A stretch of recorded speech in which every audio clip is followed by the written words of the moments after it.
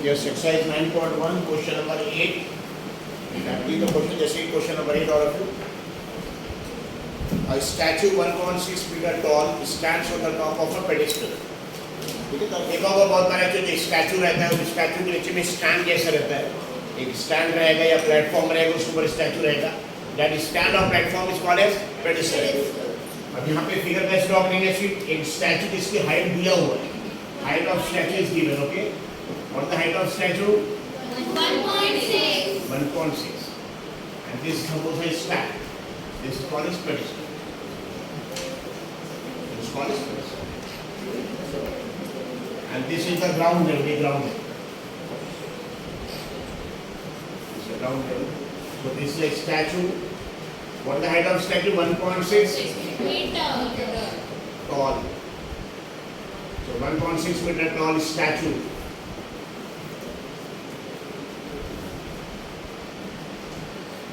Okay, 1.6 meter tall statue. It stands on a pedestal. This is nothing but it's called as pedestal.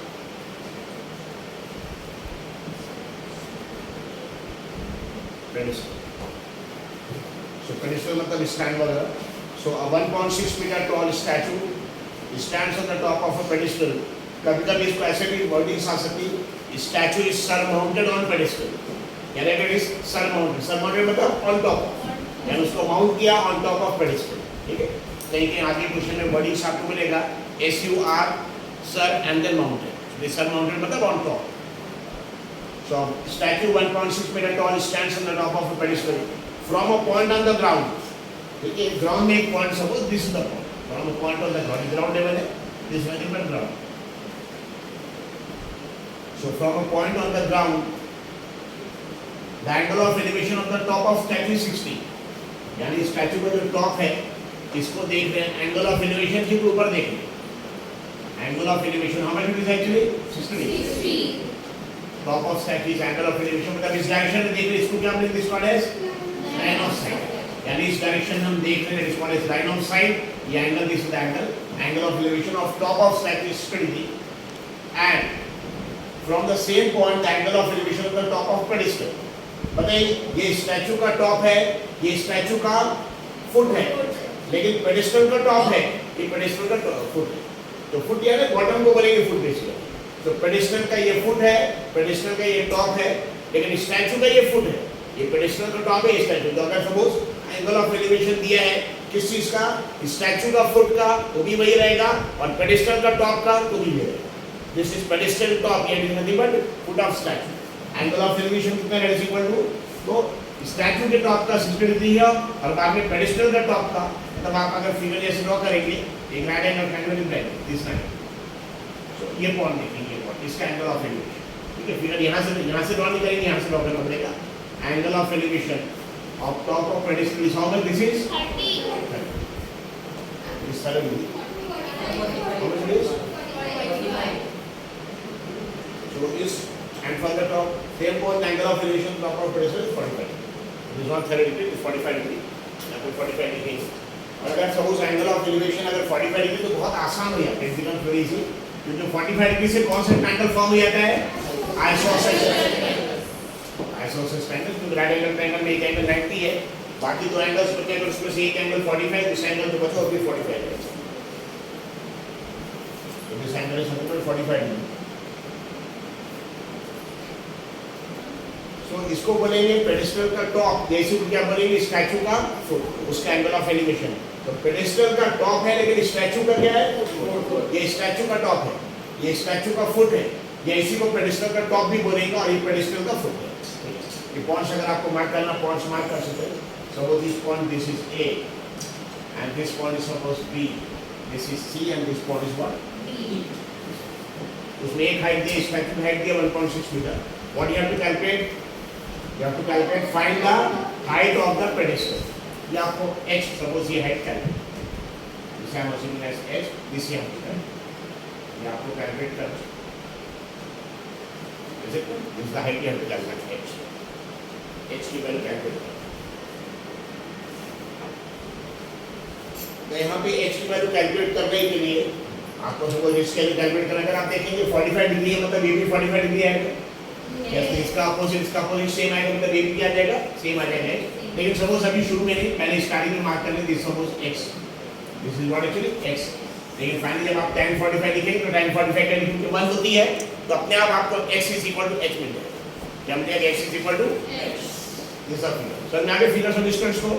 Yes, figure में क्या है, एक statue का stand, इसको pedestal बोलेंगे, और उसके ऊपर क्या है, स्टैचू है। स्टैचू की हाइट कितनी है, 1.6 मीटर, और पेडेस्टल की हाइट हमको कैलकुलेट करना, पेडेस्टल की हाइट कैलकुलेट करना। और एक पॉइंट है ग्राउंड पे, पॉइंट बी, जहां से स्टैचू के टॉप को देख रहे हैं, एंगल ऑफ एलिवेशन कितना है, 60 डिग्री, और वहीं से पेडेस्टल के टॉप को देख रहे हैं, यहां से स्टैचू के टॉप को देख रहे हैं तो एंगल बन रहा है 60 डिग्री। लेकिन यहां से अगर पेडेस्टल के टॉप को देख रहे हैं, स्टैचू के फुट को देख रहे हैं तो एंगल कितना फॉर्म हो रहा है, 45। You have to calculate the height of the pedestal, x calculate करना है। कितने ट्रायंगल्स है, दो ट्रायंगल्स है, दो ट्रायंगल्स से हमेशा आपको दो इक्वेशंस मिलेंगे, क्या मिलेंगे, दो इक्वेशन। और कभी भी दो ट्रायंगल अगर है तो दो ट्रायंगल में से एक जो साइड कॉमन है उसको यूज करना पड़ता है, उसको यूज करना पड़ता है कॉमन। मगर ट्रायंगल BCD और ट्रायंगल ACD में क्या कॉमन आ रहा है, CD कॉमन है, इसे CD यूज करें। वरना ट्रायंगल अगर BCD देखेंगे तो यहाँ हाइपोटेन्यूज BD आ रहा है, या सर ट्रायंगल ACD में हाइपोटेन्यूज AD आ रहा है, लेकिन ये दोनों कॉमन है कि अलग अलग, इसको ये कॉमन है, इसको यूज करेंगे। तो यहाँ से स्टैचू के टॉप को देखेंगे, इसको बोलते हैं line of site, triangle formula 60, और यहाँ से पेडेस्टल के टॉप को देखेंगे, जब इसको स्टैचू के टॉप को देखेंगे तो ये लाइन ऑफ साइट है, जब पेडेस्टल के टॉप को देखेंगे लाइन ऑफ साइट है। ट्रायंगल कितना है, angle of elevation 45 degree, pedestal के टॉप को एक स्टैचू के फुट का, you have to calculate the value height. तो यहाँ पे ट्रायंगल है, दो ट्रायंगल्स है, बड़ा वाला ट्रायंगल है ACD और छोटे ट्रायंगल है BCD। नॉर्मली पहले छोटा ट्रायंगल यूज करके इक्वेशन बनाएंगे, अब बाद में फिर बड़ा ट्रायंगल यूज करेंगे नॉर्मली। अगर आपको सपोज फर्स्ट बड़ा ट्रायंगल यूज करना, बड़ा ट्रायंगल यूज कर सकते हैं, क्योंकि छोटे ट्रायंगल में h और h दोनों अननोन है, दोनों अननोन, तो इक्वेशन तो बन जाएगा आपका, लेकिन आंसर नहीं मिलेगा। और बड़े ट्रायंगल में 1.6 h और h, वहां पे भी दो अननोन है, तो कोई भी इक्वेशन यहाँ पे सॉल्व कर सकते हैं। अगर सपोज ऐसा रहेगा कि एक ट्रायंगल में एक अननोन और एक नोन वैल्यू दी है, एक अननोन, जैसे फॉर एग्जांपल ये वैल्यू दी है और ये वैल्यू मालूम नहीं है, तो फिर ये ट्रायंगल की इक्वेशन यूज करते हैं।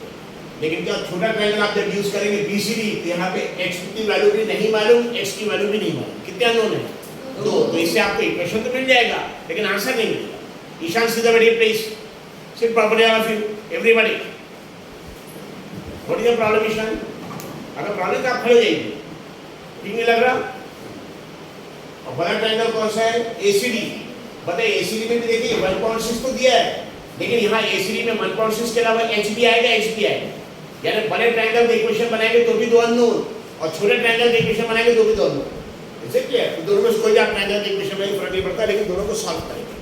हमको कैलकुलेट क्या करना है, हाइट h कैलकुलेट करना है। तो देखिए उसका प्रोसीजर क्या है, छोटा ट्रायंगल यूज करके इक्वेशन बनाएंगे, उस इक्वेशन में h भी आएगा, x भी आएगा, क्या आएगा, h भी आएगा और x भी आएगा। हमको इसमें से कैलकुलेट क्या करना है, x कैलकुलेट करना है क्या, नहीं।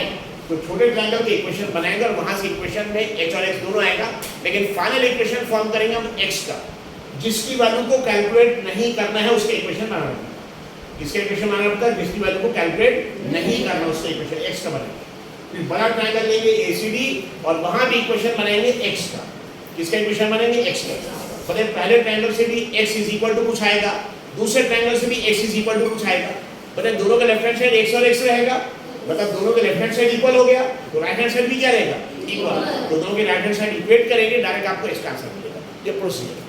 कभी क्या करके अगर दो अननोन है और दोनों ट्रायंगल की इक्वेशन में आपको जो इक्वेशन बनेगा उसमें दोनों अननोन आएंगे, जैसे छोटे ट्रायंगल BCD में h भी आएगा और क्या आएगा, x भी आएगा। कितने अननोन है, दो। आपको यहाँ से आंसर मिलेगा क्या, मिल ही नहीं सकता, क्योंकि एक ही इक्वेशन में दो अननोन आएगा। अब बड़ा ट्रायंगल लेंगे आप ACD, अगर ACD में AC पूरा मालूम रहता, पूरा सपोज, तो एक ही अननोन, एक ही नोन है तो एक अननोन है, लेकिन यहाँ पे ACD पूरा नहीं मालूम, उसका एक पार्ट मालूम है, A भी मालूम है, BC नहीं मालूम। तो जब आप बड़े ट्रायंगल की इक्वेशन बनाएंगे तो 1.6 भी आएगा, लेकिन वहाँ h भी आएगा और x भी आएगा, यानी बड़े ट्रायंगल की इक्वेशन में भी क्या आएगा, h और x। दोनों इक्वेशन में दो अननोन आएंगे h x। कभी कभी प्रॉब्लम में आपको h और x दोनों कैलकुलेट करने के लिए दिया जाएगा, दोनों कैलकुलेट करने, तो कोई भी एक पहले कैलकुलेट कर लिया, बाद में उसकी वैल्यू पुट करके सेकंड आ जाएगा।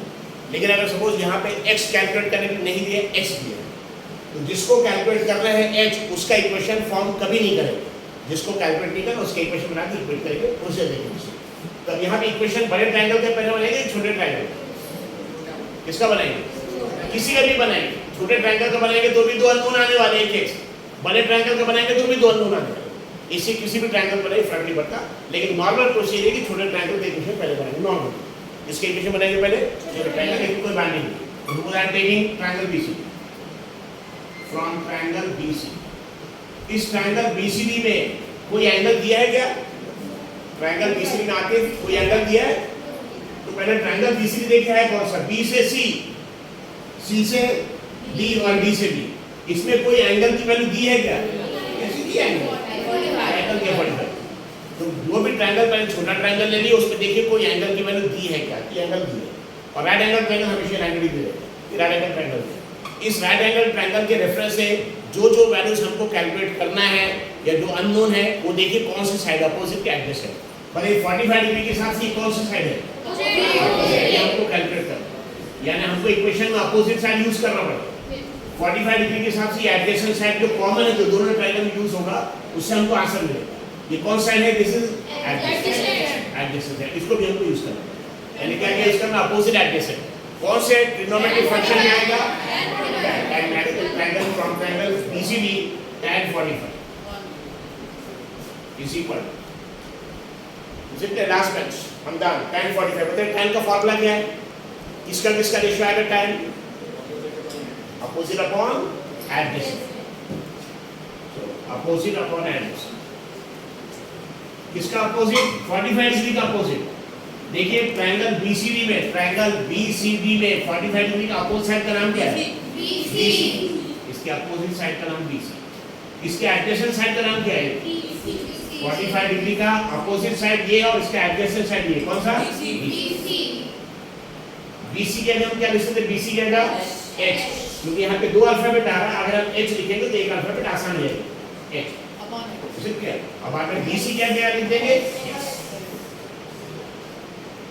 H upon. बताइए tan 45 की वैल्यू अगर आप टेबल दिया है, टेबल में अगर आप देखेंगे tan 45 की वैल्यू क्या मिलेगी? 1 is equal to H upon X। 1 is equal to H upon X। ऐसे क्लियर? और X और 1 मल्टीप्लाई हो जाएगा तो क्या रहेगा? X is equal to H। Equation number 1, X is equal to H। तो कभी भी आता है एंगल अगर 45 डिग्री में तो बहुत आसान हो जाता है। बताइए अगर एंगल 45 डिग्री, बताइए ट्रायंगल BCD में एक एंगल तो राइट एंगल ट्रायंगल 90 डिग्री हो गया।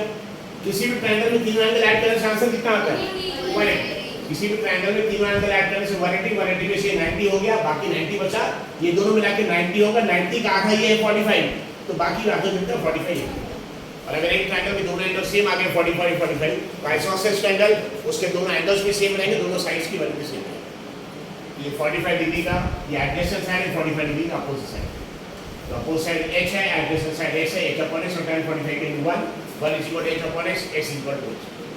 इक्वेशन नंबर कितने अननोन है यहाँ पे? दो अननोन, आंसर नहीं मिले। अब दूसरा इक्वेशन बनेगा। अब कौन सा ट्रायंगल लेंगे? छोटा ट्रायंगल लेंगे। कौन सा ट्रायंगल लेंगे? In triangle. कौन सा ट्रायंगल? A से C, C से या कभी भी ध्यान रखिए जब आप छोटा ट्रायंगल लेते हो समझ में आ जा रहा है BCD यहाँ से, लेकिन बड़े ट्रायंगल में क्या बीच में एक लाइन दिया है, तो एक अलग से फिगर ड्रॉ कर लिए बड़े ट्रायंगल का ताकि समझ में आए। तो ट्रायंगल AC देखिए कहाँ से कहाँ तक? A से C, C से इसके एक बार फिगर बना दो AC। ये एंगल कितना है? 60। ट्रायंगल AC में या ट्रायंगल A से C 60 एंगल 60। बताइए ये साइड BC की वैल्यू कितनी है? X और AC की वैल्यू 1.6 प्लस H। क्या है? 1.6 और दोनों ऐड होंगे। Is it clear? क्या है यहाँ पे? AC की वैल्यू देखेंगे तो 1.6 भी आएगा, H भी आएगा। ये 1.6 प्लस H और ये साइड क्या है? X। ठीक है, समझ में आया? यस। तो कौन सा ट्रायंगल लिया अभी? Big triangle. क्या नाम है उसका? ट्रायंगल का नाम क्या है? ट्रायंगल का नाम क्या है? ACD। तो A से लेकर C तक की वैल्यू कितनी है? है A से लेकर C तक कितनी वैल्यू है? ये हाइट कितनी इसकी? 1.6। इसकी वैल्यू तो ये आंसर कितना आ जाएगा? Is it clear? जैसे आप पिरामिड्स करते हैं ना, तो बस आपके ऊपर सौरा के ऊपर हमने चढ़ा दिया किसको? क्या नाम है इनका? आपको बैठ जाएंगे। नहीं सपोज आपके ऊपर इनको चला दिया ऐसे पिरामिड में, तो बताइए टोटल हाइट कितनी हो जाएगी? खाली आपकी हाइट लेंगे क्या? कितनी हाइट हो जाएगी? पहले उनकी हाइट आएगी पूरी और बाद में नीचे आपकी हाइट, दोनों ऐड होगा। इसे क्लियर? अगर आप टेबल पे सपोज आप खड़े हो गए यहाँ पे टेबल के टॉप पे, तो हाइट अगर देखेंगे तो ग्राउंड से लेना पड़ता, तो खाली आपकी हाइट लेंगे कि टेबल की हाइट में लेंगे? ये स्टैचू 1.6 मीटर है और पेडिस्टल भी है, तो ए से लेकर सी तक कितना होगा? सिर्फ 1.6 नहीं, क्या होगा? 1.6 में क्या ऐड होगा? अगर सपोज ये पेडिस्टल रहता, एक स्टैंड रहता, सॉरी ये स्टैचू है, एक पेडिस्टल है और इसके ऊपर एक और एक बिल्डिंग भी है, सपोज बिल्डिंग में टोटल हाइट क्या हो जाती थी? 1.6 भी आता, पेडिस्टल की हाइट भी आती और बिल्डिंग की हाइट भी आती। हमेशा हाइट कहां से मेजर करेंगे? From ground. अभी कितनी चीजें हैं यहाँ पे? दो चीज, स्टैचू और पेडिस्टल, तो दोनों का ऐड करेंगे। अगर यहाँ पे सब स्टैचू रहता, पेडिस्टल रहता और यहाँ पे एक बिल्डिंग है जिसके ऊपर है, तो टोटल हाइट कितनी आती है? Actually statue height plus pedestal height plus building की हाइट। Is it clear? तो अभी एसी की वैल्यू कितनी हो गई जल्दी से?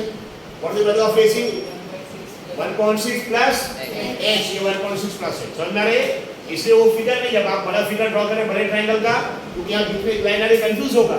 इससे बड़े ट्रायंगल का फिगर अलग से बनाइए, ए से सी, सी से डी लाइन, और एसी की वैल्यू में ए से बी तक 1.6 है, वो भी आएगा, और बी सी एच ये दोनों ऐड है 1.6 प्लस है, और ये एक सी। तो आप 60 डिग्री का अपोजिट साइड हमको यूज करना है, अपोजिट और क्या यूज करना है? एडजेसेंट। मतलब कौन सा ट्रिग्नोमेट्रिक रेशियो यूज करेंगे?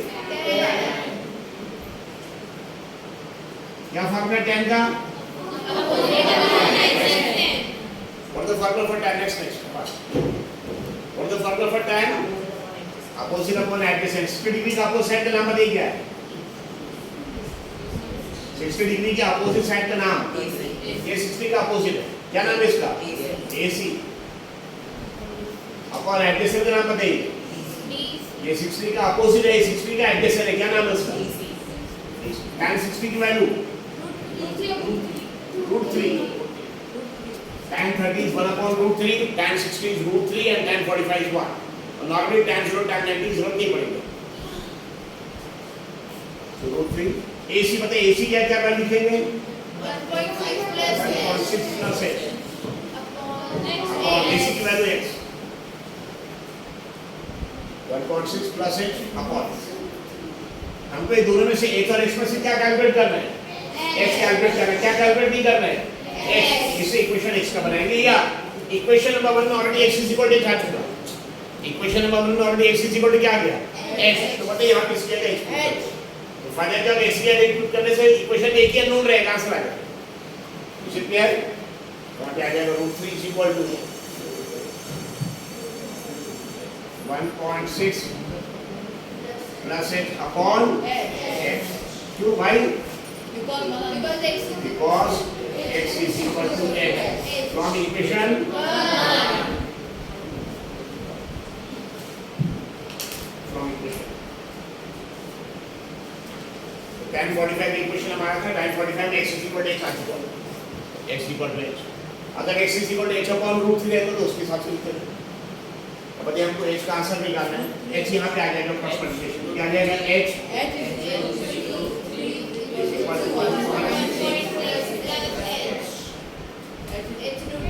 इसमें अब h के टर्म्स को एक तरफ लेंगे, क्योंकि आंसर h चाहिए, h के टर्म्स एक तरफ लेंगे, बाकी कांस्टेंट नंबर एक तरफ। तो देखिए h वाला टर्म है, ये कांस्टेंट नंबर है, h वाला टर्म, ठीक है? तो h वाला टर्म को इस साइड बताइए, h √3 और h में कौन सा बड़ा है? h √3 और h में कौन सा बड़ा है? h √3, क्योंकि √3 की वैल्यू आती है 1.73, बताइए 1 से बड़ा नंबर ही 1 से बड़ा, तो h 1 से बड़े नंबर से मल्टीप्लाई होगा 1.73, और यहाँ h 1 से मल्टीप्लाई होगा, ये छोटा और ये बड़ा है, ठीक है? तो बड़े नंबर को इस साइड रहेंगे, ऑलरेडी पॉसिबल छोटे नंबर को लाएंगे, तो इसको h को यहाँ शिफ्ट कर देंगे, what you get? h 3 minus h 1.6 h √3 very simple, h √3 minus, जब दोनों में h कॉमन ले √3 minus 1.6, so h is equal to कितना आ जाएगा? h 1.6 upon √3 minus 1 1.6 अपॉन, यहाँ भी इसको इधर शिफ्ट कर देंगे, √3 माइनस। √3 minus 1 अब अंडर रूट वाला टर्म डिनोमिनेटर में आ रहा है, तो क्या करना पड़ेगा? यहाँ कॉमन लिया तो √3 - 1 = 1.6, तो पता है इसको यहाँ शिफ्ट करना पड़ेगा, ये सब तो h is equal 1.6 upon root 3 minus 1। तो अगर यही रूट 3 माइनस 1 ऊपर रहता 1.6 रूट 3 तो आपका आंसर आ गया। लेकिन अंडर रूट वाला टर्म ध्यान रखिए please, all of yes please pay attention. अब तक सिंपल था, थोड़ा डिफिकल्ट शुरू हो। यहाँ अंडर रूट वाला टर्म रूट 3 माइनस 1 अगर 1.6 के साथ ऊपर मल्टीप्लिकेशन में रहता तो आपको रैशनलाइज करने की जरूरत है क्या? आंसर आ गया। लेकिन यहाँ पे डिनोमिनेटर में तो इसको रैशनलाइज करना पड़ेगा, और रैशनलाइज करने के लिए क्या करना पड़ेगा? अगर अंडर रूट में टर्म सिर्फ यहाँ पे रूट 3 रहता, सपोज सिर्फ रूट 3, क्या करते ऊपर नीचे किससे मल्टीप्लाई करते? रूट 3 से। अगर सिंगल टर्म रहता रूट 3 नीचे, तो ऊपर नीचे किससे मल्टीप्लाई करते? रूट 3 से। कभी भी आप देखिए अंडर रूट वाला टर्म अगर न्यूमरेटर में है, डिनोमिनेटर में नहीं है, तो कुछ नहीं करना, आंसर आ गया। लेकिन अंडर रूट वाला टर्म अगर डिनोमिनेटर में है तो क्या करना पड़ेगा? रैशनलाइजेशन। ये अंडर रूट वाला टर्म डिनोमिनेटर से हटाएंगे, और अगर अंडर रूट वाला टर्म डिनोमिनेटर में सिर्फ एक सिंगल टर्म है रूट 3, बस ऊपर नीचे रूट 3 से मल्टीप्लाई करें। लेकिन जैसे यहाँ दो टर्म है रूट 3 माइनस 1, तो क्या करना पड़ेगा? अब यहाँ कॉन्जुगेट से मल्टीप्लाई करेंगे। किससे मल्टीप्लाई करेंगे? इसके कॉन्जुगेट। और कॉन्जुगेट किसको बोलते हैं? सेम नंबर से बीच का साइन बदलना है। क्या आ जाएगा? क्यों ऐसा कॉन्जुगेट से मल्टीप्लाई क्यों कर रहे हैं? इसका फायदा है क्योंकि ये फॉर्मूला आ जाएगा a minus b into a plus b। क्या आ जाएगा? a minus b into a plus b क्या आ जाएगा? a square minus b square. मतलब इसका स्क्वायर आ जाएगा, तो रूट 3 का स्क्वायर तो 3 हो गया, और 1 का स्क्वायर बन जाएगा, मतलब 3 माइनस 1 2 आ जाएगा। What is that actually? कभी क्या करते हैं डिनोमिनेटर का बदल। लेकिन अगर सिर्फ नीचे आपने मल्टीप्लाई किया, ऊपर नहीं मल्टीप्लाई किया तो गलत हो जाएगा। जिस नंबर से नीचे मल्टीप्लाई करें उसी नंबर से रूट 3 प्लस नीचे ऊपर same numbers multiply. x is equal to 1.6 into root 3 plus 1 1.6 into root 3 plus 1। और यहाँ पे फॉर्मूला कौन सा है? a minus b into a plus b। क्या formula a minus b into a plus b का?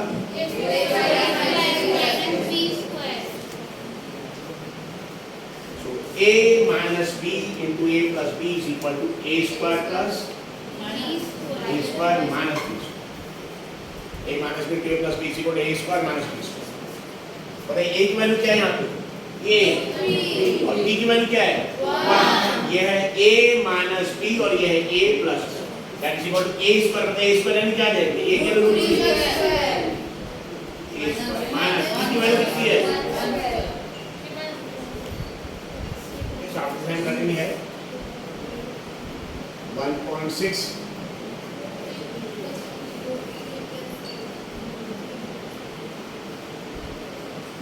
1.6 into रूट 3 प्लस 1। अब यहाँ रूट 3 का स्क्वायर मतलब स्क्वायर रूट कैंसिल, कितना आ जाएगा? 3 माइनस 1 का square 3 minus 1 is equal to 2। So h is equal to 1.6 root 3 plus 1 upon 2। अभी 1.6 यानी 16 है, बेसिकली 16 को डिवाइड करेंगे क्या आ जाएगा? लेकिन डेसिमल पॉइंट का रेडियस चाहिए, कितना आंसर आ जाएगा? 0.8। सो h इज इक्वल टू 0.8। कभी-कभी रूट 3 का जो प्रॉब्लम में दी है कि 1.73, ये 1.73 प्लस 2.73 हो जाएगा, उसको मल्टीप्लाई भी करना पूरा। लेकिन अगर नहीं किया तो ये आंसर आ गया 0.8 रूट 3 प्लस 1। ये आंसर पूरा 100% करेक्ट है क्या? ये कुछ बाकी इसमें मीटर्स बहुत इंपॉर्टेंट है, ठीक है? 1.0.03 माइनस 1। लेकिन आपको जो वैल्यूज दिया था कि वहाँ पे 1.8 स्टैचू की हाइट दिया था कितने? 1.6 मीटर दिया मीटर। ये यूनिट आपको लिखना पड़ेगा वरना फिर एग्जाम में मार्क्स कटेंगे। So it is 0.8 root 3 plus 1 meter. This answer. And last statement, guess statement. The height of pedestal is h is equal to 0.8 back to root 3 plus 1 meter. Is it clear? All of that. एक बार 2 minute बैठकर अच्छे से बिल्कुल दिमाग में डालिए brain. Board, इसके बाद अगला स्टेप क्या? Board brain, then copy BBC। Board brain copy, direct board copy नहीं जानी। एग्जाम में फिर खाली दिमाग जाएगा। The height of pedestal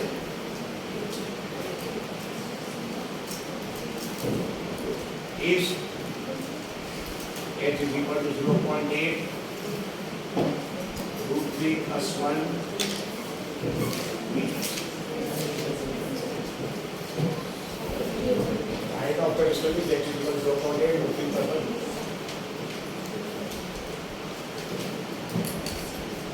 This is question number 8.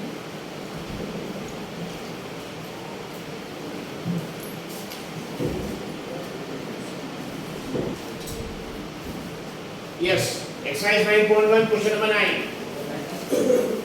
अच्छे से आप देखिए, बिल्डिंग का टॉप किसको बोलते हैं? बिल्डिंग का टॉप एकदम ऊपर जो रहेगा, बिल्डिंग का फुट किसको बोलेंगे? ये स्टैंड का फुट क्या है? नीचे ग्राउंड, स्टैंड का फुट। स्टैंड का टॉप क्या है? ठीक है, तो फुट यानी एकदम नीचे और टॉप यानी ऊपर। जैसे बिल्डिंग में एकदम नीचे जो आपका सीमेंटेड एरिया वो फुट हो जाएगा, या सुनो एकदम टॉप फ्लोर जो रहेगा टेरेस वगैरह टॉप, तो फुट और टॉप याद रखिए। Is it clear? यहाँ क्वेश्चन देखिए, the angle of elevation of top of a building from the foot of the tower, यानी एक बिल्डिंग के टॉप को एंगल ऑफ एलिवेशन कहाँ से? टावर के फुट से। टावर के फुट से यानी टावर जो है वहां से नीचे खड़े होकर यहाँ से देख रहे बिल्डिंग को, तो एंगल कितना फॉर्म हो रहा? 30। और angle of elevation of top of tower from foot of building, अगर टावर बिल्डिंग एक ही साथ एक के ऊपर एक होंगे तो फिर प्रॉब्लम जाएगा, देख ही नहीं सकते। तो इसमें क्या है, एक टावर है बिल्डिंग, और क्वेश्चन में ऐसा दिया है क्या कि बिल्डिंग के ऊपर टावर है? नहीं, तो अपना बनाना नहीं, बहुत सारे स्टूडेंट अज्यूम कर लिया यहाँ बिल्डिंग के ऊपर टावर हो, ऐसा दिए नहीं कहीं क्वेश्चन में क्या दिया? एक टावर और एक बिल्डिंग है, टावर के फुट से बिल्डिंग के टॉप को देख ले तो एंगल 30 फॉर्म हो रहा, और बिल्डिंग के फुट से टावर के टॉप को देख ले तो एंगल 60 फॉर्म हो रहा। कितना एंगल? 60। और बाद में what is given? Height of the tower दिया है, if the tower is 50 metre height, कितना है अनम? 50 मीटर। आपको बिल्डिंग का हाइट कैलकुलेट करना, you have to calculate the height of the building. Is it clear? So this is a question number 9. The angle of elevation of the top of the building from the foot of the tower is 30, and the angle of elevation of the top of the tower from the foot of the building is 60. The height of building is 50 meter. Find the height of building. So question में कहीं पे भी mention नहीं है कि building के ऊपर tower है या टावर के ऊपर बिल्डिंग है। टावर के ऊपर बिल्डिंग कभी नहीं है, बिल्डिंग भारी रहती है, टावर पर जाएंगे तो टावर का शेयर। इसलिए यहाँ पे दिया नहीं है कि बिल्डिंग के ऊपर टावर, अगर दिया तो वैसे बनाने में ऐसा नहीं दिया, यानी दो अलग अलग चीज है, एक बिल्डिंग और एक क्या है एक्चुअली टावर। सबसे पहले फिगर ड्रॉ करिए, ग्राउंड है, ये ग्राउंड है, दिस इज द ग्राउंड। और क्योंकि क्वेश्चन में मेंशन नहीं है कि बिल्डिंग के ऊपर टावर है, इसलिए बिल्डिंग अलग है और टावर अलग है। तो सपोज, और आप एंगल ऑफ एलिवेशन जो दिया है, बिल्डिंग को जो देख रहे नीचे से, फुट ऑफ टावर से बिल्डिंग को, तो एंगल कम फॉर्म हो रहा 30, और बिल्डिंग के फुट से टावर को देखें एंगल ज्यादा फॉर्म हो रहा है। एंगल अगर एंगल ज्यादा फॉर्म हो रहा 60, यानी टावर की हाइट ज्यादा है। इधर ध्यान रखिएगा फैजान, व्हाट हैपेंड? सीधा बैठिए आप, sit straight, keep your leg down, you are not sitting in a restaurant. यहाँ पे this is a building, be careful everybody, भगा देंगे क्लास से एकदम बाहर। आती फैली this is, so this is the building and this is nothing but tower.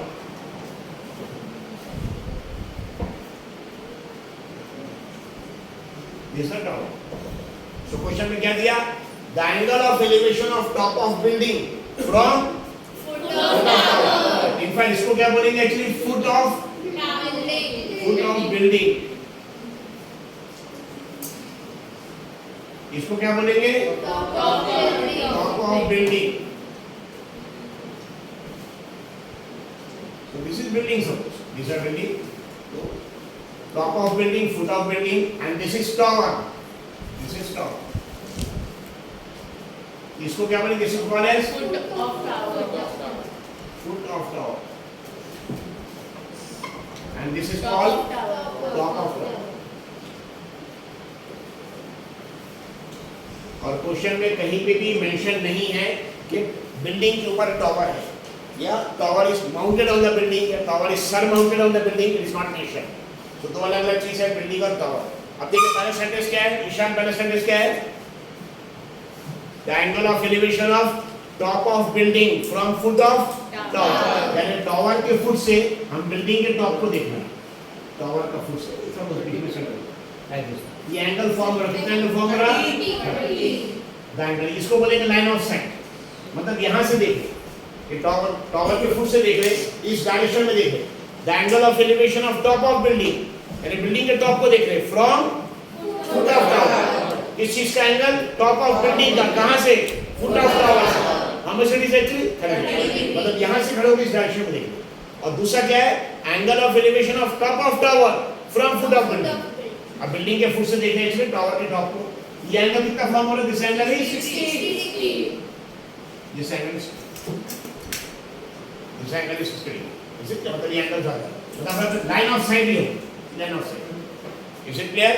तो दो अलग अलग चीज है, बिल्डिंग और क्या है, टावर। मेंशन है कि बिल्डिंग के ऊपर टावर है, नहीं, तो आप अलग अलग लिख। अगर बिल्डिंग के ऊपर टावर तो मेंशन रहेगा, फिर it's not mention last bench boys, इधर ध्यान रखिए। तो दो अलग अलग चीज है, एक बिल्डिंग और दूसरा क्या, दूसरा की पर tower. So this is building. So what is mentioned actually? The angle of elevation of top of building from foot of tower is 30 and angle of elevation of top of tower from foot of building is 60. And the height of tower is how much? ये height of tower will be how much it is? 50 meters. The height of tower it is given. So this is h1. Height of tower is 50 meters. What you have to calculate? You have to calculate height of building. मतलब ये calculate कर। This suppose h1 था, this I am assuming as h2. Height of building you have to calculate h1. और ये दोनों triangle देखिए common रहेगा। Suppose this is A, this point is A, this point is B, then this point is suppose C, and this point is B. तो दोनों triangle में common side कौन सा है? दोनों ट्रायंगल में कॉमन साइड कौन सा है? BC। ये BC दोनों में कॉमन, इसको यूज करेंगे। जो कॉमन साइड रहेगा, दो ट्रायंगल कभी भी उसमें कॉमन साइड हमेशा यूज करेंगे। सपोज दिस इज, बताइए कौन सा ऐसा ट्रायंगल जिसका इक्वेशन पहले बनाने से हमको आंसर मिल सकता है? बड़ा ट्रायंगल या छोटा ट्रायंगल? देखिए ट्रायंगल देखिए, BCB, इसमें H2B नहीं मालूम, HB नहीं मालूम, H2B नहीं मालूम, HB नहीं मालूम। बड़ा ट्रायंगल देखिए ABC, इसमें 50 मालूम है, 50 मालूम है, x नहीं मालूम। कितने अननोन है? एक। ये ट्रायंगल के इक्वेशन बनाने में फायदा होगा। समझ में आ रहा है? एक्चुअली कितने ट्रायंगल्स है? दो ट्रायंगल। दोनों ट्रायंगल में देख लेते हो, याला ट्रायंगल फर्स्ट ABC। बताइए ABC में AB की वैल्यू मालूम है, जो वैल्यू मालूम इसको पहले यूज कर लीजिए, इसको यूज कर लीजिए। एक वैल्यू मालूम है ना, वो आपके काम की है जो वैल्यू। तो यहाँ पे h1 की वैल्यू मालूम है 50, ये मालूम। तो ट्रायंगल ABC में एक h1 आपको मालूम है, x एक अननोन रहेगा, एक अननोन आराम से निकाल लो। Is it clear? और फिर x की वैल्यू एक बार मालूम हो गई, अब दूसरे ट्रायंगल में उसको यूज करिए। अब दूसरे ट्रायंगल में जो रहेगा BCD वगैरह ट्रायंगल, इसमें h2 की वैल्यू कैलकुलेट करना, और x की वैल्यू ऑलरेडी आप कैलकुलेट कर चुके हैं, उसको यूज करके h2 हमको कैलकुलेट क्या करना है बेसिकली h2। अगर आपने यहाँ पहले ट्रायंगल BCD का इक्वेशन बनाया, BCD ट्रायंगल का इक्वेशन बनाया, तो उसमें दो अननोन आ जाएंगे, h2 भी नहीं मालूम, h भी नहीं मालूम। तो आपका इक्वेशन तो बन जाएगा, वो भी करेक्ट है, वो भी इक्वेशन बन जाएगा, लेकिन आंसर नहीं आएगा। इसे क्लियर? इससे सबसे पहले क्या करिए, देखिए किसी ट्रायंगल में कोई वैल्यू गिवन है, जो वैल्यू गिवन उसको यूज करो। तो बताइए कौन सा ट्रायंगल का इक्वेशन पहले बनाएंगे? ABC जिसकी वैल्यू किया है, तो उसमें अच्छा रहेगा। तो triangle ABC, in triangle ABC। अगर आपको ट्रायंगल इसमें फिगर में कंफ्यूजन है, तो ट्रायंगल ABC अलग से बना लीजिए। ट्रायंगल ABC, और ये एंगल देखिए कितना है, ये एंगल है 60। AB की वैल्यू कितनी है? ये h1 इज इक्वल टू कितना? 50 मीटर, और ये x है। ट्रायंगल ABC, तो किसी भी ट्रायंगल का प्लीज इधर ध्यान रखें, किसी भी ट्रायंगल का अगर इक्वेशन आपको लिखना है गुलाम, इधर ध्यान रखें। तो सबसे पहले देखिएगा उस ट्रायंगल में कोई एंगल की वैल्यू दी हुई है क्या? कौन सा एंगल की वैल्यू दी है? 60। फिर बाकी साइड्स को उसके हिसाब से देखेंगे कि अपोजिट साइड है, कि एडजेसेंट साइड है, कि हाइपोटेन्यूज है। तो 60 का अपोजिट मालूम है, इसको यूज करें। 60 का एडजेसेंट हमको कैलकुलेट करना है, क्योंकि इसको यूज करके फिर दूसरा ट्रायंगल में वैल्यू निकाल। तो बताइए क्या क्या यूज करना पड़ेगा? अपोजिट और एडजेसेंट। मतलब कौन सा डिनोमिनेशन यूज करेंगे? तो मैक्सिमम केस में देखिए tan आता है, लेकिन हमेशा आएगा ऐसा जरूरी नहीं है। इसके पहले कुछ प्रॉब्लम किया, जहाँ साइन भी यूज किया, कॉस भी यूज किया। तो सबसे पहले देखिए ट्रायंगल में कोई एंगल दिया है क्या? यहाँ कौन सा एंगल दिया है? 60 डिग्री। फिर 60 डिग्री जो एंगल दिया उसके रेफरेंस से देखेंगे, इसका अपोजिट साइड दिया है, तो हम अपने इक्वेशन फंक्शन जो ट्रिग्नोमेट्रिक रेशियो यूज करेंगे उसमें अपोजिट साइड यूज करेंगे तो अच्छा रहेगा। और एडजेसेंट साइड हमको कैलकुलेट करना है, इसको यानी अपोजिट एडजेसेंट यूज करेंगे। और अपोजिट एडजेसेंट अर्थात कौन से ट्रिग्नोमेट्रिक रेशियो में आएगा? tan। कौन सी इक्वेशन यूज करेंगे? जय ट्रायंगल ABC में क्या यूज करेंगे? tan tan 60 बने tan 60 का फॉर्मूला क्या है tan 60 क्या फॉर्मूला tan का opposite upon adjacent opposite side का नाम बताइए क्या है क्या लिखा है tan 60 opposite upon adjacent tan 60 की वैल्यू हमको मालूम है कितना है अपोजिट साइड बताइए 60 डिग्री अपोजिट साइड का नाम क्या है AB इसके नाम 50 लिख सकते हैं H1 या 50 और एडजेसेंट साइड का नाम क्या है X या C तो AB इसका अपोजिट साइड AB और एडजेसेंट साइड कौन सा CD that is equal to 50 X then आ गया root 3 is equal to 50 upon X so what will you get root 3 is equal to 50 upon X यहाँ से x की value calculate करना हमको मतलब x की वैल्यू कैलकुलेट करेंगे तो क्या करना पड़ेगा सिर्फ x की वैल्यू कैलकुलेट करने के लिए x डिनोमिनेटर में है तो जो चीज कैलकुलेट करना वो डिनोमिनेटर में होना चाहिए न्यूमरेटर में इसको यहाँ से ऊपर लेके आए और बस इसको यहाँ लाएंगे तो रूट 3 आ जाए दोनों को इंटरचेंज कर दें क्या what is the equation you get x is equal to 50 upon root 3 meters अब इसको रैशनलाइज नहीं करेंगे क्योंकि हमको फाइनल आंसर x का चाहिए ही नहीं हमको फाइनल आंसर किसका चाहिए बिल्डिंग का हाइट h2 चाहिए तो किसी ने अगर रैशनलाइज करने चलेगा कोई फर्क नहीं पड़ता ऊपर नीचे रूट 3 से मल्टीप्लाई करना पड़ेगा ठीक है लेकिन अगर रैशनलाइज नहीं भी किया आपने तो कोई फर्क नहीं पड़ता क्योंकि हमको फाइनल आंसर जो कैलकुलेट करना है वो हाइट ऑफ बिल्डिंग h2 अभी हमारा फाइनल आंसर जब आएगा तो रैशनलाइज कर दो so x is equal to suppose आपका इक्वेशन नंबर x की value 50 upon root 3 metre x क्या है व्हाट इज x टावर और बिल्डिंग के बीच का डिस्टेंस क्या है ग्राउंड में टावर और बिल्डिंग के बीच का डिस्टेंस इज इट क्लियर बताइए दोनों एक ही जगह है कि अलग-अलग है अलग-अलग इसे कहीं अलग-अलग रहेंगे तभी तो इसके फुट से इसके टॉप को देख सकते हैं और इसके फुट से इसके टॉप वरना यहाँ पे बिल्डिंग और यहाँ पे टावर तो बताइए इसके फुट से इसके टॉप को भी तो देखेंगे दिखेंगे नहीं वो इज इट क्लियर तो अलग-अलग तो क्वेश्चन में जब तक मेंशन नहीं है कि बिल्डिंग के ऊपर टावर जब तक बिल्डिंग और टावर को अलग-अलग बने तो बिल्डिंग अलग है टावर अलग है फिर क्या क्या आपने टावर के फुट से बिल्डिंग के टॉप को देख रहे हैं line of side arrow triangle form होगा 30 टावर के फुट से बिल्डिंग का टॉप 30 और बिल्डिंग के फुट से टावर का टॉप 60 ये एंगल क्योंकि ज्यादा है ना इससे टावर की हाइट ज्यादा है और टावर की हाइट कितनी है 50 metre height of the building calculate करना है तो हम दो ट्रायंगल फॉर्म रहे ट्रायंगल एबीसी दूसरा बीसीडी ट्रायंगल एबीसी में फायदा ये है कि एक साइड की वैल्यू दिया हुआ है तो हमको कैलकुलेशन में आंसर मिल जाए इसलिए ट्रायंगल एबीसी का इक्वेशन पहले बनाया है tan 60 is equal to h upon so tan 60 is equal to opposite side यानी AB ये opposite side AB और बाद में adjacent side BC is equal to h1 upon x या 50 upon x वहाँ से x की वैल्यू आ गई अब दूसरा ट्रायंगल एक ट्रायंगल हो गया हमारा ABC अब दूसरा ट्रायंगल बनाएंगे कौन सा ये BC इन ट्रायंगल B से C B ट्रायंगल BC मतलब ये फिगर this is B ये B वाला पॉइंट है ये हाइट h2 है लोग को कैलकुलेट करना है this is C and this is ठीक है पॉइंट देखे B है ये पॉइंट B है this point is C and this is B h2 और ये x है और x की वैल्यू ऑलरेडी हमारे पास आ चुकी कितनी x की वैल्यू कितनी है 50 upon root 3 तो x की वैल्यू पहले मालूम नहीं थी लेकिन ये वाला ट्रायंगल बड़ा ट्रायंगल यूज करके हम x कैलकुलेट कर चुके तो अब इसका फायदा रहेगा सेकंड ट्रायंगल यूज करेंगे मतलब इसमें एंगल दिया ही है this angle is given how much this angle 30 तो सबसे पहले ट्रायंगल में देखिए कोई एंगल दिया है क्या कौन सा एंगल दिया है 30 जो साइड हमको कैलकुलेट करना है वो 30 का कौन साइड है अपोजिट हमारी इक्वेशन में अपोजिट साइड आना चाहिए और एडजेसेंट साइड पे हमको मालूम है एडजेसेंट आना चाहिए मतलब अपोजिट एडजेसेंट मतलब क्या जाएगा ट्रायंगल BCD tan का फार्मूला बताइए क्या है वो कर लो What is the formula for tan? Opposite upon adjacent. Tan 30 की वैल्यू कितनी होती है? 1 upon root 3 Tan 60 is root 3, tan 30 is 1 upon root 3, tan 45 is 1. Opposite side बताइए 30 डिग्री का अपोजिट साइड का नाम क्या है? BC और एडजेसेंट साइड का नाम CD. 1 upon root 3 मतलब DC को हम h2 बोले जो हमको कैलकुलेट करना है सब DC को h2 और बाद में x हमको कैलकुलेट क्या करना है h2 का इक्वेशन निकालेंगे मतलब उसके क्रॉस मल्टीप्लाई दोनों मल्टीप्लाई हो जाएगा ये दोनों मल्टीप्लाई हो जाएगा और रूट 3 को यहाँ नहीं लेके जाएंगे, क्यों? क्योंकि हमको कैलकुलेट क्या करना है? जो चीज हमको कैलकुलेट करना है उसको एक तरफ न्यूमरेटर में अकेले रखिए। जिस चीज को हमको कैलकुलेट करना है उसको एक तरफ अकेले, और कहाँ पे? न्यूमरेटर में।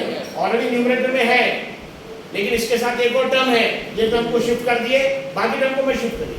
मतलब अगर रूट 3 में शिफ्ट करेंगे फिर से रूट 3 लाना पड़ेगा फॉर्मूला। Is it clear? कौन सी वैल्यू कैलकुलेट करना है हमको? h2। तो h2 जिसको कैलकुलेट करना है उसको अकेले रखिए, उसके साथ कोई दूसरा टर्म नहीं, और न्यूमरेटर में रखिए, ऑलरेडी न्यूमरेटर में है। क्या करेंगे? सिर्फ x को यहाँ शिफ्ट करेंगे। Is it clear? नेक्स्ट कुछ बताइए, h2 का फॉर्मूला क्या है? h2 is equal to x ही आ जाए। how much will be 1 into x upon root 3? This is clear? 1 into x upon root 3. So h2 is equal to what है? 1 into x. What the value of x? x की value already हमारे पास है।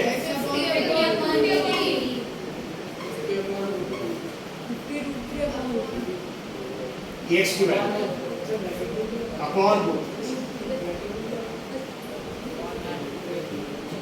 इधर ध्यान रखिए please all of you. थोड़ा सा confusion हो रहा है कैलकुलेशन में, तो कैलकुलेशन और आसान करेंगे। पता है 1 इंटू x कितना होता है? Upon root. अब x की वैल्यू कितनी है?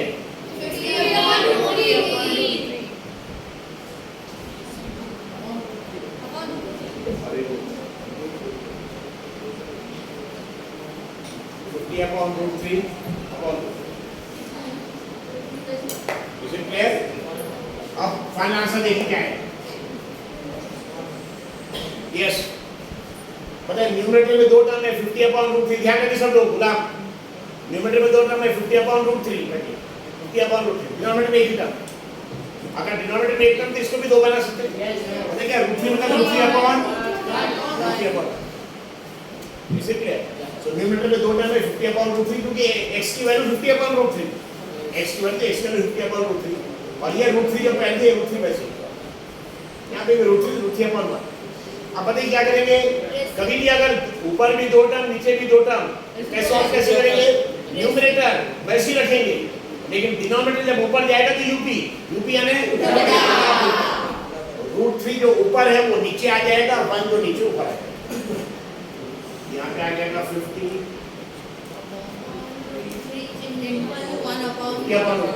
और अपॉन किएगा इनटू, अपॉन किएगा इनटू, और नीचे वाले टर्म को ऊपर लाएंगे। पता है रूट 3 अपॉन 1, रूट 3 ऊपर है 1 नीचे, ऊपर वाला टर्म नीचे, नीचे वाला ऊपर, यानी 1 जो नीचे कहाँ जाएगा? ऊपर, और रूट 3 जो ऊपर है वो कहाँ जाएगा? This is very important calculation मालूम कैसे समझे आपको? यस और नो? कैसे है बताइए? 10 second row. Numerator 50 upon root 3 को चेंज करेंगे क्या? न्यूमरेटर 50 अपॉन रूट 3 को चेंज करेंगे? यस और नो? ये कहाँ पे? नीचे है डिनोमिनेटर में कि न्यूमरेटर में?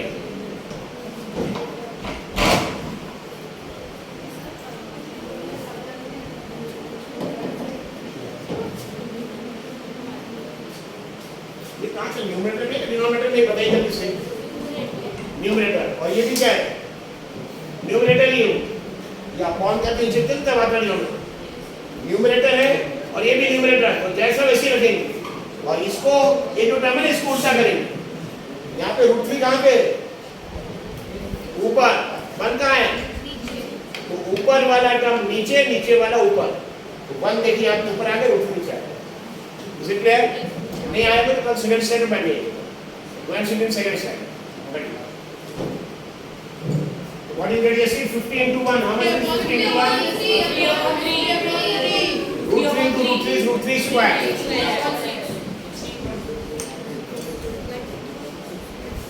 H2 is equal to 3 से 50 को डिवाइड करिए। 16.66 मीटर। 16.66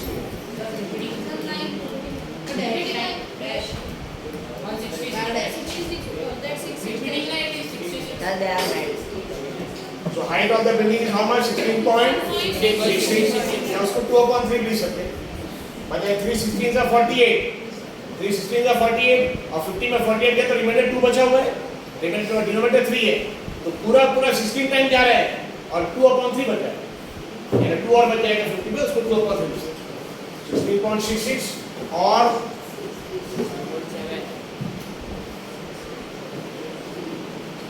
2 नहीं किए बताइए इसको कैसे सॉल्व करते हैं 16 3 सा 48 प्लस 2 50/3 होगा ठीक है फिर ये आंसर कैसे निकाला इसको 50 को 3 से डिवाइड करिए देखिए कितने टाइम डायरेक्ट जा रहा है 316 का 48 317 का 51 बढ़ाओ इसलिए 50 में 3 कितना टाइम जाएगा 16 टाइम जाएगा और कितना बच जाएगा फिर 2 बचेगा उसमें 316 का 48 50 में से 48 माइनस करेंगे कितना बचेगा 2 बचेगा इसको 16 टाइम डायरेक्ट जा रहा है वो 16 लिखा और जो 2 बचा वो 2 लिखा अपॉन डिनोमिनेटर 2 बाय या 16.6 दोनों का यानी 50/3 करना है देखिए 50 को डिवाइड करना 3 से ये देखिए कैसे 3 1 जा 3 5 माइनस 3 कितना आ जाएगा 2 बाद में 0 नीचे लेके आए 3 6 जा 18 20 माइनस 18 2 कितना आ गया आंसर 16 2/3 या अगर आपको पॉइंट चाहिए तो यहाँ पॉइंट डाल दीजिए पॉइंट के बाद 0 डालिए 3 6 जा 18 फिर से 20 माइनस 18 2 फिर 0 डालिए 3 6 जा 18 ऐसे चलता रहेगा इमेटाइजेशन एप्रिल काटिए तो 16.66 डैश डैश डैश या यहाँ भी आप रोक देंगे इसके बाद में तो 16 पूरा और रिमाइंडर यहाँ 2 बचा 2 by so h2 is equal to height of building